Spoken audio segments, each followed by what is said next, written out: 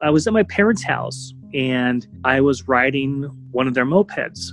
I turned a corner really fast and there was a squirrel sitting in the middle of the road.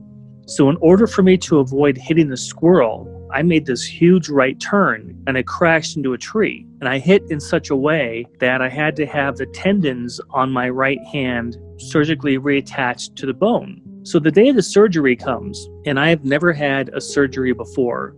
So as they started to give me the anesthesia through my veins, I could feel it going through my body, up through my arms, into my shoulders, down through my neck, and then my chest, and then to my heart. In the very second that it hit my heart stopped. So the very second that I shut my eyes and died, I opened up my eyes and I was standing in the most beautiful, perfect marble building that I could ever imagine. And as far down as you could see, you couldn't see an end to this corridor. On the left-hand side were these beautiful, ornate doorways or tunnels that looked like they had been cut out of the marble. To the very right of those doorways, about 4 feet, there were these tables, and they each had 4 benches around the table so people could sit at each end of the table. During this whole process, there was somebody who was standing next to me, who was talking to me in my left ear. I never saw this person, but throughout my whole near-death experience, it was a guy who was standing next to me telling me what I was seeing and what I was looking at. He told me this was an orientation center. And I didn't think at the time anything about that I was having surgery or that I had an allergic reaction and that I had died. That didn't even occur to me. I was totally simply engrossed in what I was seeing. And so I just listened. There were 2 people sitting at each one of these tables, as far down as you could see. My guide told me to walk over and look inside the first tunnel. Inside the tunnel, I could see stars, and I could see planets, and I could see galaxies. It was absolutely a magical experience. That is a tunnel that people come through when they die. My guide then said, look up to your left and look at the next doorway. So I looked up to the next doorway, and there was a man that was coming through, and he had his right arm on his left chest. And my guide said he had died from having a heart attack. He looked very dazed. He looked very confused about what was going on. So the woman that was right in front of his doorway stood up. She walked over and she took his hands in hers. And she walked over and she sat him down across from her at this table. And I could see that she was talking to him, but I was too far away to see what she was actually saying. His appearance began to change. He was an 80-year-old man when he came through the doorway, but as he was talking to this counselor, he became younger and younger until he was probably in his late 20s or early 30s. Her job as an orientator was to help people remember that they have just finished a lifetime and that they're home now. And whether you want to call it heaven or you want to call it the other side, that's our true home. When she was done talking to him, he stood up. He walked over to the right of the table and he walked down 3 marble steps to a garden. And I know people have described the gardens on the other side that they're absolutely beautiful, but they are so hard to describe how beautiful they really are. The gardens were almost like they were alive.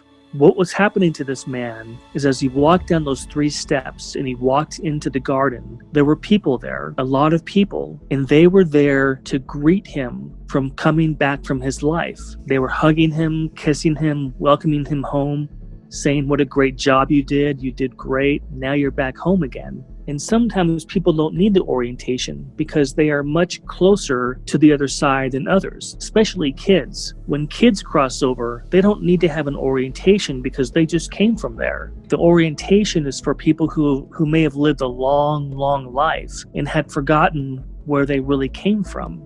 And so that's where those counselors really come into play. And it was fantastic. I wish I could describe to you what it looked like. But as I looked down this corridor, there were people coming through the corridors, through these tunnels. It was very busy. People were crossing over all the time. And these counselors would get up and help them and bring them back to these tables and help get them orientated. So the building he took me to next was another Greco-Roman building with white columns, beautiful white Grecian Roman columns out front. And they were formed in a circle with a dome on top. Then we walked in. My guide said, this is where we plan our lifetimes. All of our lives go through a planning process, and we plan them with our main guides before we come into life, so that life it's not just a random accident. There's purpose, there's reason. When I first walked in, there was a table, and he was standing by it, and there were 2 scrolls on the table. One had a blue ribbon on it, and the other one had a red ribbon on it. And I didn't know what these were at first. My guide said, these are your scrolls that you write the major points of your lifetime on. Everybody writes down where they're going to live, what their parents are going to be like. Are they going to go to school? Are they going to go to college? What's their career going to be? Are they going to have a lot of money? Are they going to have a little bit of money? All of that is prepared ahead of time on these scrolls. Picked up the blue scroll, and I opened up the scroll on the table. And when I tried to read it, all of a sudden the scroll folded back up again. And my guide said, I'm not allowed to read that until I finish this lifetime. But he was trying to show me that our lives aren't an accident. Everything is actually planned out for a reason. He said we forget it because if we knew what we were supposed to do, we wouldn't be testing ourselves. He took me to a meadow, beautiful flowing mountains or hills, and all of a sudden I saw animals come jumping down that hill. And he said, every one of these animals that you've ever loved, or that anybody has ever loved, is on the other side. As I was standing there, I could see 2 of my dogs, and I could see 2 of my cats running down the hill. And all the animals play together until their loved ones from Earth cross over to the other side and come back and get them. It was such a feeling of unbelievable love that they're all there waiting for you, and that they play with each other, and that they're happy.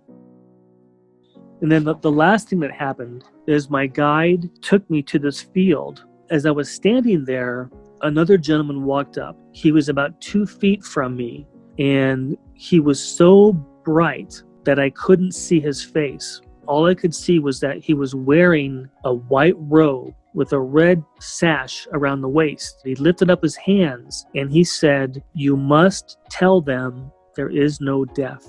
The very second he said that, I woke up back in the hospital with these doctors all looking down at me. He said, he's back, he's back. I was physically dead for 6 minutes. Yeah, and that's the crazy thing I don't understand is it felt like what he took me on was a 2-hour journey of the other side. How could he possibly have showed me all of those things in 6 minutes? It's so much a piece of my life now that I share with almost anybody who wants to hear about it, because that's what he told me.